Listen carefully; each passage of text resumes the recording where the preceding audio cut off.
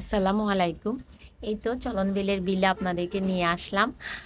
বিলের দেখেন ২ পাশে পাট চাষিরা কি সুন্দর তাদের জাগ দেওয়া পাটগুলাকে নির্দিষ্ট সময় পর্যন্ত ভিজিয়ে রাখার পরে দেন দড়িগুলাকে ওটা থেকে ছাড়াচ্ছে। ভালো করে ক্লিন করে আটি হিসাবে বেঁধে রাখে। এরপরে তারা সেটাকে বাড়িতে নিয়ে গিয়ে খুব ভালো করে শুকায় পাটগুলাকে এত সুন্দর করে আঁশগুলাকে শুকানো হয়।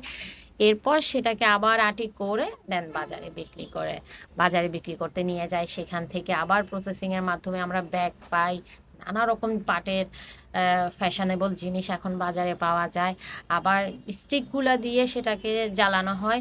জ্বালানোর পরে সে বার্ন করার পরে সেখান থেকে যে আপনার ইয়াগুলা ছাইগুলা হয় ওগুলা দিয়ে আবার কালি বানানো হয় কলমের। আমরা যে ফাউন্টেন পেন হিসাবে যেটা ইউজ করি ওই কলমের মানে পাট জিনিসটাকে এই জন্যই হয়তো বা সোনালি আঁশ বলা হয়। এটার কোনো কিছুই ফেলা না, সব কিছুটাকেই ভালোভাবে কাজে লাগানো হয়। আর আমার ওদের সে ওয়াশ করার প্রসেসিংটা দেখে মনে হচ্ছে সেই যেন টিভিতে নিউজের আগে যে মিউজিক ভিডিওটা দেখাতো ওই সেই জিনিসটা।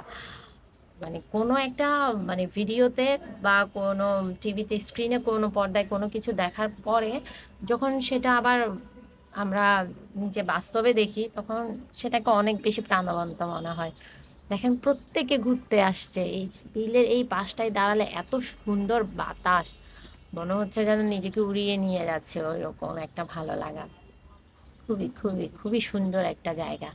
আমরা একটা বোট নিয়ে বিল ঘুরতে চলে আসলাম।